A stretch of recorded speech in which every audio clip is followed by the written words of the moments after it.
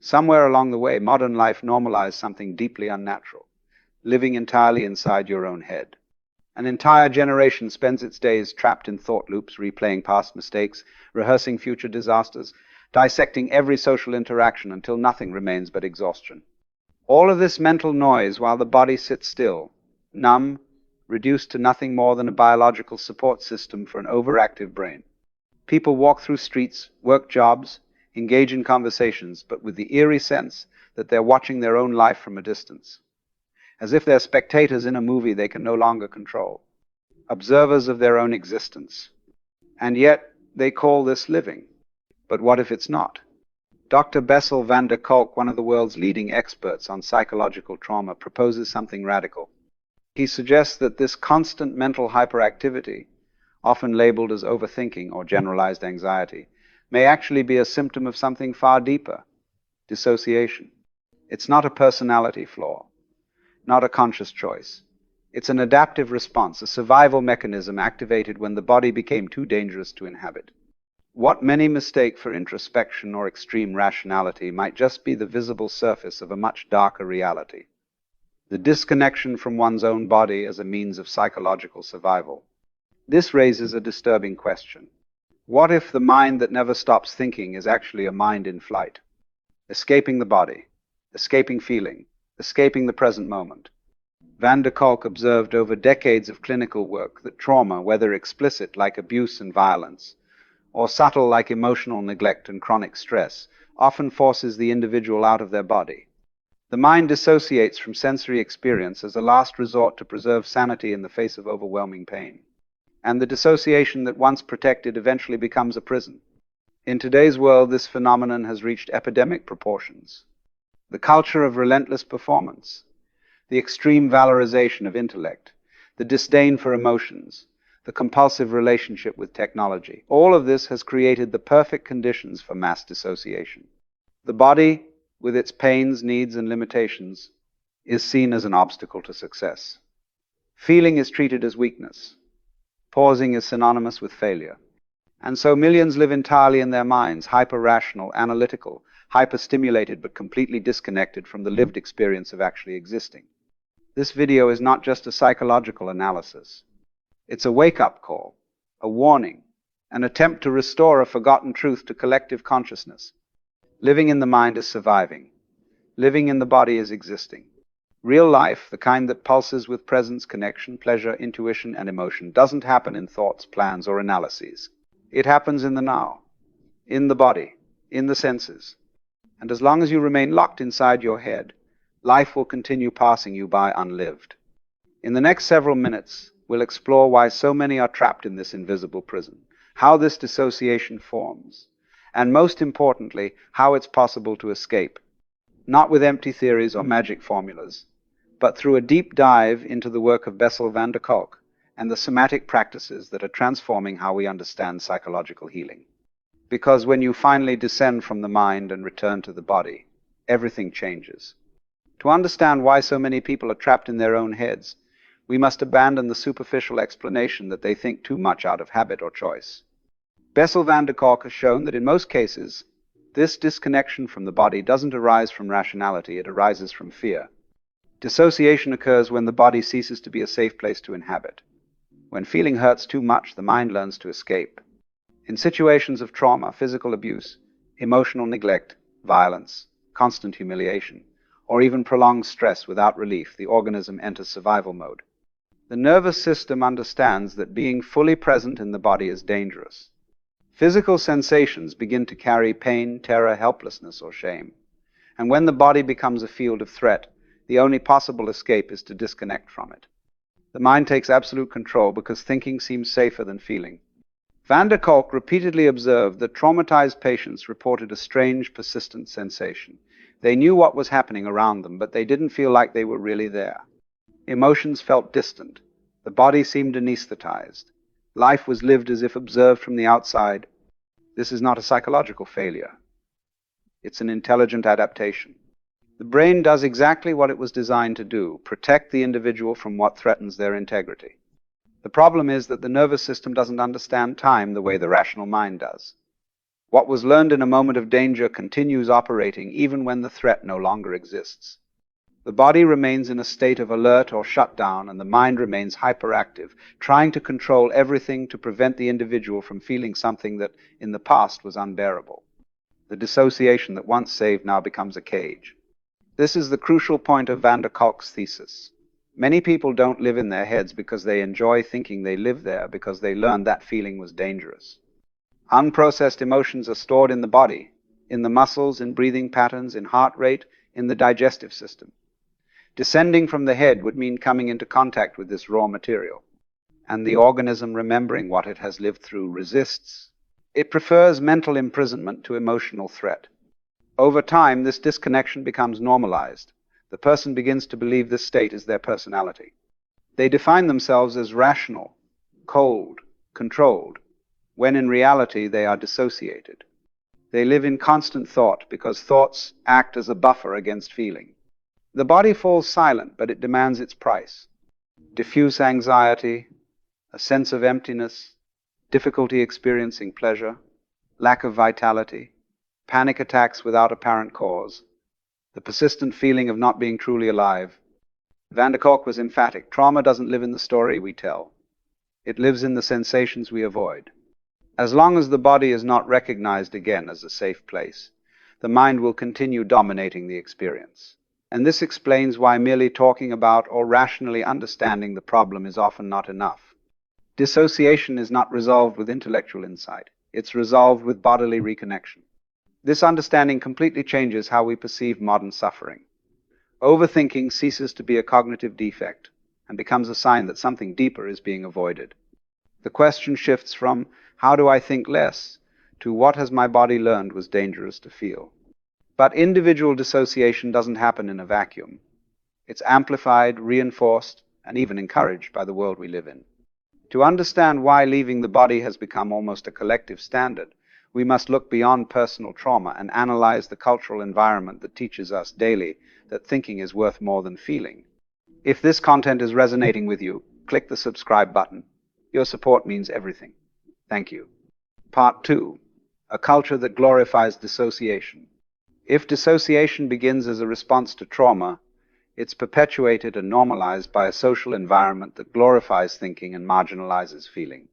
We live in a culture that values productivity, logic, control, and efficiency, all functions associated with the rational mind, while despising vulnerability, emotion, intuition, and bodily pleasure. The disconnection between body and mind is not just individual. It's systematically cultivated. From an early age, we're taught to control our emotions. Don't make a drama. Think with your head, not your heart. The body is seen as something to be dominated, shaped, disciplined, a tool for performance, not for wisdom. Children are punished for crying. Teenagers are shamed for expressing desire. Adults are rewarded for ignoring their physical limits in the name of professional success. The result? An entire society that lives from the neck up. This rationalist mentality has deep roots. The legacy of Cartesian thought, which separates mind and body, still guides our educational, medical, and even spiritual models. We're trained to believe the mind is the center of identity, the place of consciousness and morality, while the body is instinct, chaos, weakness. Traditional medicine treats the body as a machine. Psychology often treats the mind as isolated software. And when someone suffers, the first question is almost always, what are you thinking? Rarely, what are you feeling in your body right now? But the body is where life really happens. As Bessel van der Kolk said, the body keeps the score. Emotions are, by definition, bodily experiences. Sadness tightens the chest. Anger warms the skin. Fear closes the throat. Intuition is not an idea, it's a sensation in the gut. Pleasure is not a concept, it's a muscular vibration, an electric current in the nerves. And yet we live as if it were possible to feel pleasure, connection, presence, or peace just by thinking about it. Technology further intensifies this split. We spend hours in front of screens that demand cognitive attention but no physical engagement. Social media offers us relationships without touch, communication without voice, validation without presence. The body remains still while the mind spins at high speed. And the most perverse part, we're praised for it. Productivity is rewarded, performance is monetized. Being busy has become a status symbol. At the same time, we're bombarded with superficial discourses about self-care and wellness, which often ignore the somatic dimension of existence. Taking a hot bath, doing skincare, binge-watching series, these are sold as forms of relaxation. But none of them require presence in the body. They anesthetize, they don't connect. And so we increasingly lose the ability to inhabit our own being. When the entire society is dissociated, the individual trying to reconnect with the body feels strange, out of place, even weak. Feeling deeply, pausing, resting, touching, breathing with awareness, all of this is seen as a waste of time in a world that rewards speed and rationality. But this same world is becoming ill. The alarming levels of depression, anxiety, burnout, insomnia, and existential emptiness are the price of a life without embodied presence. Van der Kolk reminds us, living exclusively in the head means living in simulation. Thinking about life is not the same as living it. And as long as the body is ignored, the human experience will remain incomplete, superficial, dysfunctional. Modern culture reinforces dissociation to the point of making it imperceptible. You can spend your entire life believing you're functioning normally when in fact you're merely performing an existence without ever being truly present. But this disconnection doesn't occur solely due to cultural influence. There's a silent yet omnipresent agent accelerating the process of dissociation: continuous digital stimulation. In the next part, we'll explore how the constant bombardment of screens and information hyperactivates the mind, paralyzes the body, and further distances us from somatic experience. Because while the mind navigates the chaos of the virtual world, the body continues waiting to be inhabited. Part 3. The Digital Prison. We live in the era of mental hyperstimulation. It has never been easier to keep the mind occupied, distracted, overloaded. From morning until late night, we jump from screen to screen notifications, messages, videos, endless feeds, online meetings, ads, alerts, graphs, maps, incessant visual and auditory stimuli. All of this seems normal, even inevitable. But the truth is brutal. This avalanche of information doesn't just excite the mind, it paralyzes the body, disconnects the senses, and reinforces the dissociative state that keeps us trapped inside our heads. What people call digital life is in practice a chronic state of somatic disconnection. While the eyes absorb data, the body remains static, ignored, anesthetized. You might consume 5 hours of content about health, spirituality, and well-being and still not have felt your own body even once during the day. The mind flies, but the feet never touch the ground. This is the new dissociation, a body physically present but existentially absent. Bessel van der Kolk notes that trauma doesn't need to be a dramatic event. Continuous exposure to stress, sensory overload, and the absence of pause also has the power to fragment the human experience. When the mind is constantly in a state of alertness, responding to stimuli, comparing itself, anticipating, producing, the nervous system remains activated with no space to restore, and the body, prevented from completing its natural cycles of emotion and presence, gradually becomes uninhabited. Modern technology is not just a distraction. It shapes the way we perceive reality and, more importantly, how we feel about ourselves. Infinite scrolling creates microdoses of dopamine that addict the brain to quick, superficial stimulation. The absence of silence and boredom prevents internal diving. Constant comparison with edited lives promotes not only insecurity, but a rupture with one's own bodily authenticity. The image overrides the sensation. Moreover, the relationship between screen and body is always unequal. Every digital activity demands a fixed posture, shallow breathing, lack of spontaneous movement. The screen demands focus, but inhibits action. And this paradox is fatal. The brain processes tons of information while the body remains inert. It's like revving an engine to the max with the handbrake pulled. Over time, this state creates mental fatigue, emotional exhaustion, and an almost irreversible physical disconnection. Van der Kolk emphasizes that healing from trauma, and by extension from dissociation, cannot be purely cognitive. It requires bodily experiences that restore trust in the body as a place of safety, pleasure, and guidance. But as long as life is mediated by screens, algorithms, and incessant external stimuli, this reconnection becomes nearly impossible. The digital world offers us a simulation of presence, but without the body there is no real life, only consumption. The most alarming thing, this pattern affects everyone, not just those already traumatized. Children grow up without contact with their bodies. Teenagers live entire lives online before even understanding their basic emotions. Adults are so identified with their profiles, schedules, and tasks that they don't realize how absent they are from themselves. Dissociation, in this scenario, is not an exception, it's the norm. And here arises a dilemma. If the mind is hyperactive and the body forgotten, how do we reverse this cycle? How do we regain embodied presence in a world that rewards distraction? The answer begins with something simple yet revolutionary: feeling. Observing the body, noticing sensations, recognizing that each emotion has a physical expression.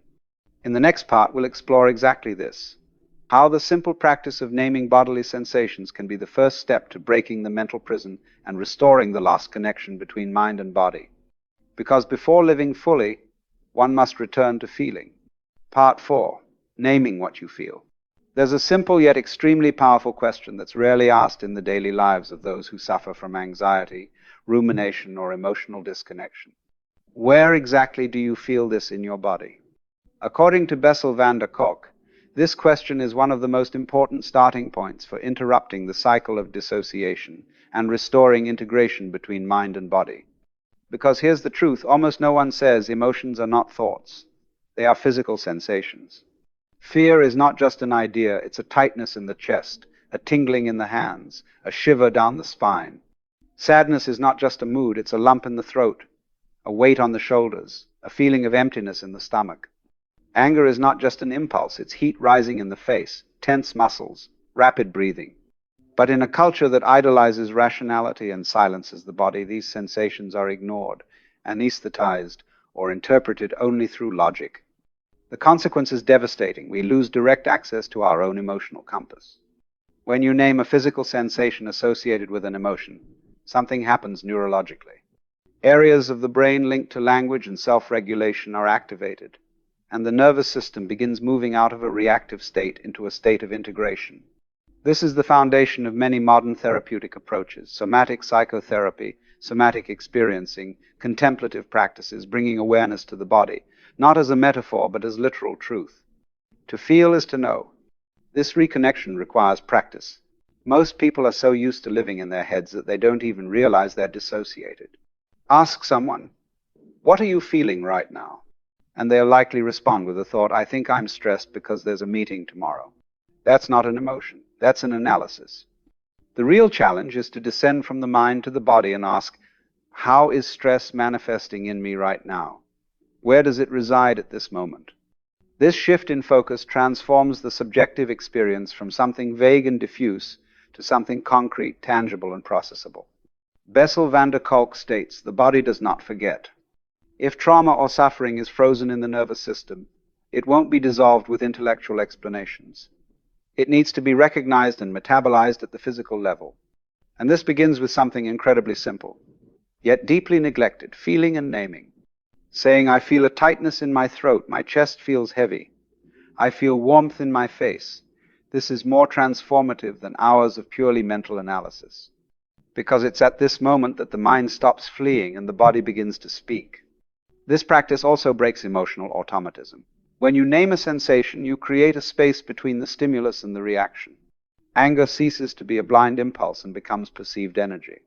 Anxiety stops being internal confusion and transforms into specific sensations that can be welcomed. This returns power to the individual. You cease to be a hostage to the emotion and become a witness to it. And this presence changes everything. But this process requires more than language. It demands physical presence. Being in the body is not a concept, it's a daily practice. And for many, especially those who are deeply dissociated, the simple act of feeling is terrifying. Therefore, before diving into repressed emotions, one must relearn how to be safely in the body. The next part is dedicated precisely to this: how grounding, rooting in the here and now through physical stimuli becomes a vital anchor for those beginning to emerge from the mind and return to life. Because before facing deeper emotions, one must have solid ground beneath their feet. Ebook plug here shown. If what you're hearing resonates with you, you'll find real value in my ebooks. Beyond the Shadow breaks down Jung's core ideas in a way that's clear and applicable. Dialogues with the Unconscious gives you a 30-day path to actually apply them in your life. Both are linked in the pinned comment below.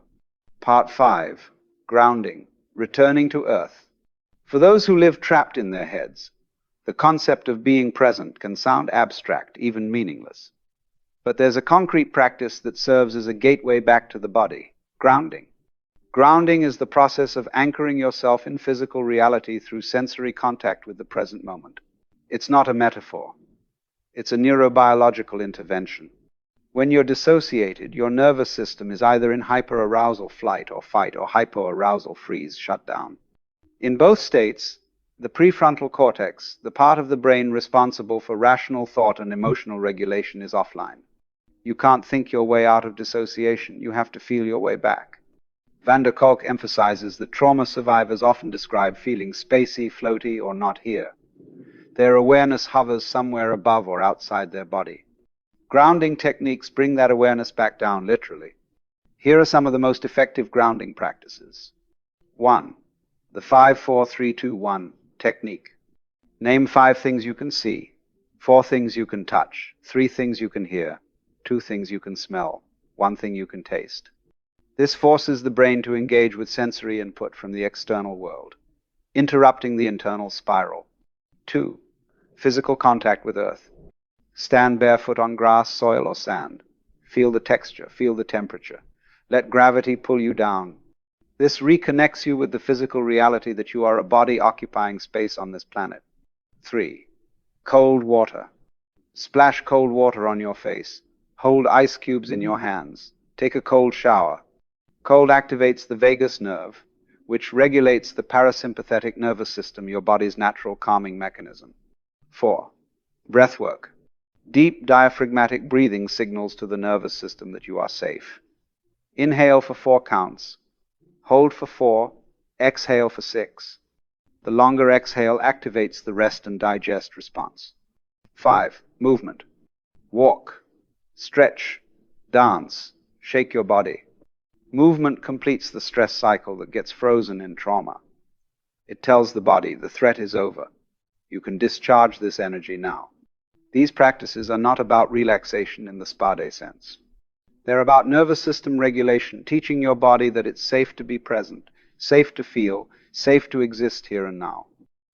Kolk's research shows that people who engage in regular somatic practices, yoga, martial arts, dance, bodywork, report significantly greater improvements in trauma recovery than those who rely on talk therapy alone. Because the body doesn't speak in words. It speaks in sensations, and you have to meet it on its own terms. But grounding is just the beginning. Once you've established a baseline of safety in the body, the next step is deeper, reconnecting with the emotions that have been stored there. In the next part, we'll explore how to safely approach and process the feelings that dissociation was designed to protect you from. Because the goal is not to live in a state of permanent calm. The goal is to be able to feel fully without being overwhelmed. Part 6. Processing what was frozen.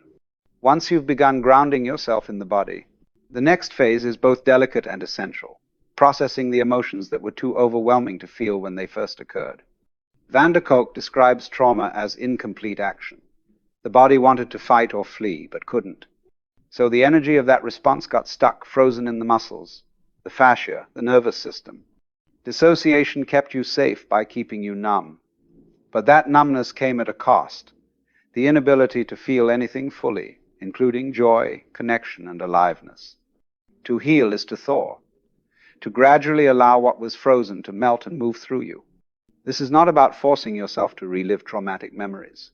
It's about creating a safe container in which the body can release what it's been holding. Here's how this process works. Step 1. Titration. Titration means working with small, manageable doses of sensation and emotion. You don't dive into the deep end. You dip a toe in. You might notice a slight tension in your jaw. Stay with it. Breathe into it. Notice if it shifts, softens, or intensifies. You're training your nervous system to tolerate feeling without going into overwhelm. Step 2. Pendulation. Pendulation is the natural rhythm between activation and rest, between feeling and stabilizing. You touch into a difficult sensation, then return to a resource, something that feels safe, grounding, or pleasant. This back and forth teaches the nervous system that you can feel something difficult and still be okay. Step 3. Completion. Many traumatic responses were interrupted. The body wanted to push away, run, or scream, but couldn't. In a safe environment, you can allow your body to complete those impulses. Push against a wall, stomp your feet, vocalize sound, shake. This might sound strange, but it's profoundly effective. The body recognizes, oh, I can finish what I started. I'm safe now. Step 4. Integration. Integration happens when the nervous system updates its story. It realizes that was then, this is now, I survived, I'm here. This isn't a cognitive realization. It's a somatic knowing. Kolk writes, in order to change, people need to become aware of their sensations and the way that their bodies interact with the world around them. Physical self-awareness is the first step in releasing the tyranny of the past. This is why therapies like EMDR, somatic experiencing, and sensory-motor psychotherapy are so effective. They don't just address the story of trauma, they address the body's memory of it. And this is where the transformation happens. Not in understanding what happened, but in completing the response that was frozen in time. But this work is not easy. It requires patience, compassion, and often the support of a skilled therapist or practitioner, because the mind will resist. It will tell you this is pointless, that you're being dramatic, that you should just get over it. But that voice is the dissociation talking. It's the part of you that learned to survive by numbing. The part of you that heals, that part speaks quietly, in sensations, in breath, in the slow return to presence. And when you listen to that part, when you finally come home to your body, everything shifts. In the final part, we'll explore what life looks like on the other side of dissociation. What becomes possible when you're no longer living from the neck up. Part 7. Life beyond the mind. There's a moment in the healing process that's hard to describe to someone who hasn't experienced it. It's the moment when you realize, I'm here. I'm actually here. Not watching yourself from a distance. Not narrating your life as it happens. Not analyzing, strategizing, or defending. Just present in your body, in this moment, fully alive.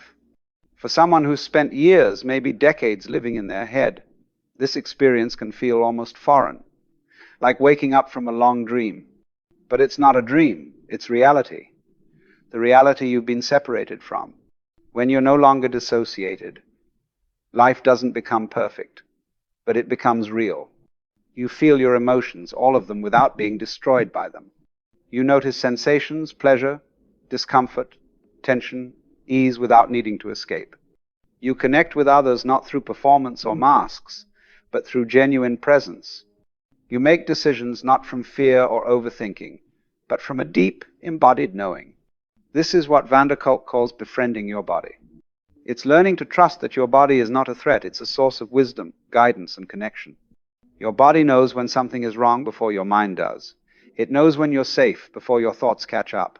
It knows what you need, what you want, what feels true. But you've been taught to ignore it, override it, silence it. Healing is learning to listen again. And when you do, everything changes. Relationships become more authentic. You stop performing and start showing up as you are. Work becomes more aligned. You stop pushing through and start honoring your natural rhythms. Creativity becomes more accessible. You stop forcing and start flowing. Rest becomes restorative. You stop collapsing and start genuinely recovering. Pleasure becomes real. You stop chasing dopamine hits and start savoring embodied joy. This is not a fantasy. This is what's waiting on the other side of dissociation. But it requires something radical, the willingness to feel. To feel discomfort without numbing, to feel joy without doubting, to feel fear without fleeing. To trust that you are strong enough to hold your own experience. Kolk's life work points to one undeniable truth. The body is the instrument through which we experience life. To reject the body is to reject life itself. So the question is not, how do I stop overthinking? The question is, am I willing to come home? Home to your body, home to your breath, home to this moment, because that's where life is. That's where healing is. That's where you are. Not in the past, not in the future, not in the mind. Here, now, in the body. If this video has shifted something in you, if you're ready to go deeper, my ebooks are the next step. Beyond the Shadow will give you the foundational understanding of Jung's psychology, the framework for integrating what's been hidden. Dialogues with the Unconscious will guide you through 30 days of practical exercises to actually embody this work. Both are linked in the pinned comment below. This isn't just information, it's transformation.